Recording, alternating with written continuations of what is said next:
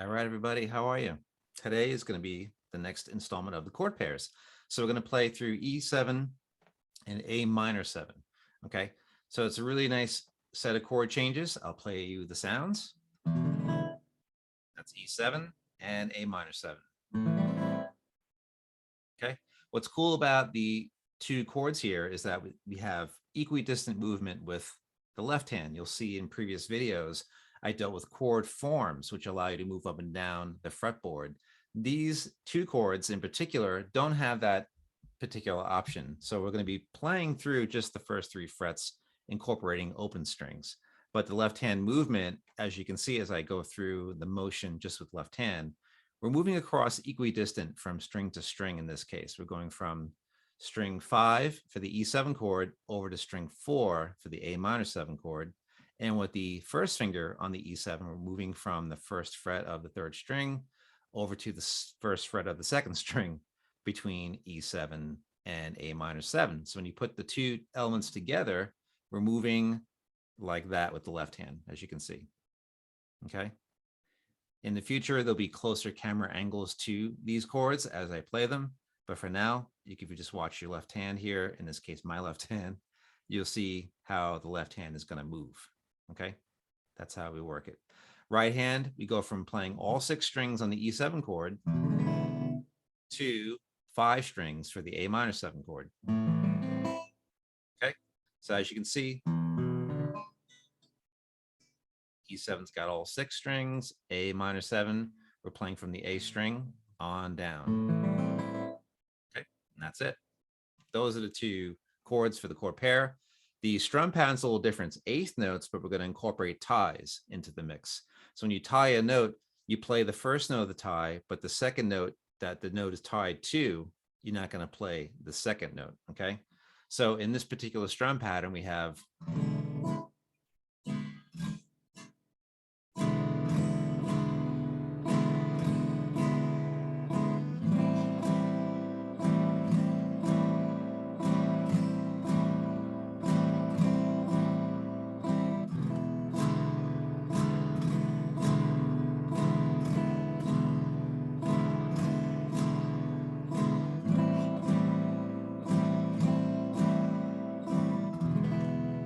okay. So what I did there is I went 1 and 3 and 1 and 3 and. Okay. So you'll see in the score in just a second when I share it, there's going to be a certain elongation of the notes, and you'll see that in the score, and you'll hear it in the score too. So I'm going to put it up for you right now.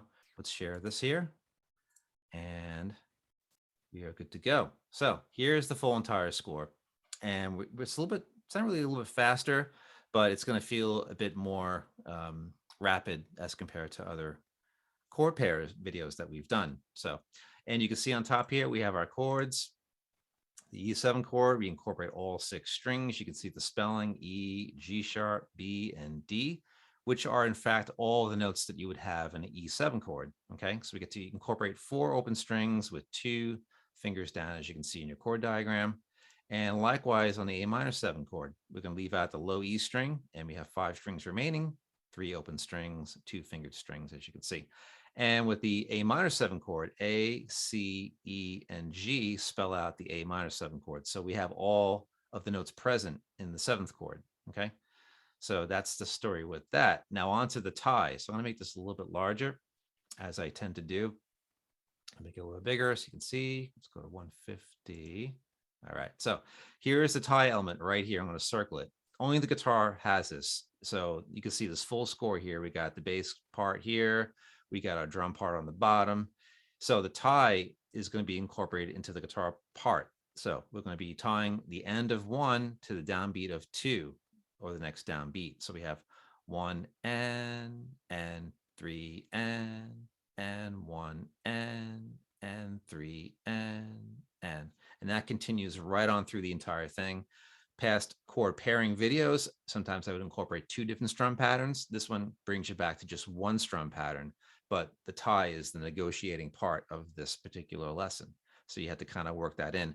If you're having trouble with ties, like so you see the little curve line that's over, 1 note, in this case, moving the end of 1 into the downbeat of 2, we're going to let that stack ring out in the E7 chord. So that's what the tie does. It actually creates a little more sustain for the chord. So we're tying the end of 1 to beat number 2, the end of 3 to beat number 4. So that's what's going to happen throughout. That's the pattern. Okay. So we're just going to basically take measure 1 and repeat it all throughout the entire score. Okay. So that's how that works out. But let's hear the whole thing. In fact, what I'll do is I'm going to mute the other parts and then I'll play the full entire score. Okay. So let's hear the entire thing through with just guitar and see what we got. All right. Here it comes. You'll get a 4 count for nothing in this measure.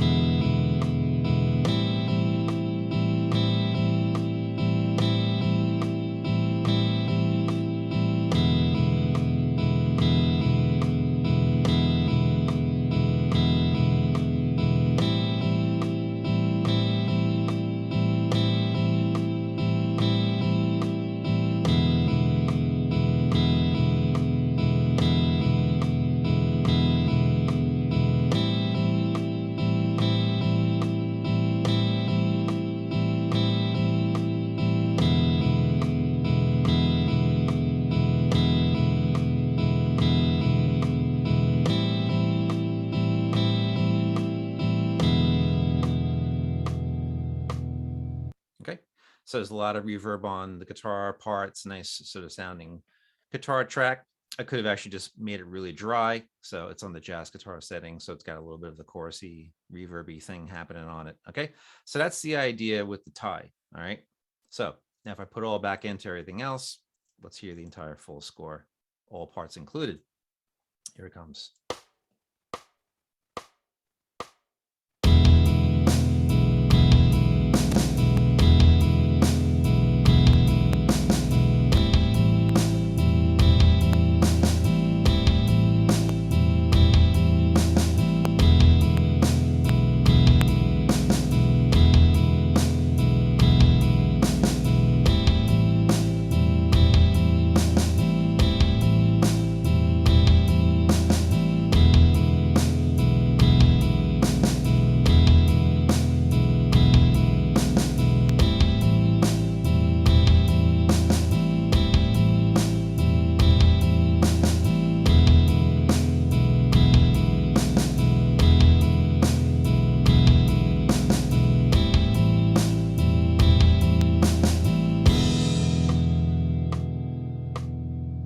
Okay, there's the whole entire thing. And you can see too, this first and second endings here. So we've seen this before in previous chord pair videos. So we take it from measure 2, because measure 1 is the count in measure. So measure 2 into measure 9. So you're going to have your first repeat here, bring it back to measure 2, play through everything again till you get to this measure, measure 8, skip over into measure 10, and that'll be the final measure. Okay. So that's how the first and second endings work out. You play through the whole thing once, get to the first ending. Sorry for the fast scrolling. Back to the repeat sign in measure 2, play the whole thing through again, as you saw in the highlighted measures as it played through. That's how you would go through. So if you're not really sure about how the first and second endings work, just let the score play through in this part of the video, and you can follow the highlighted measures to get a grip on how first and second endings work. So there it is. That's the entire chord pair video. And I'm going to stop the share. So if you like the video, feel free to like and subscribe. And the future videos that I want to put up here will be of a different appearance.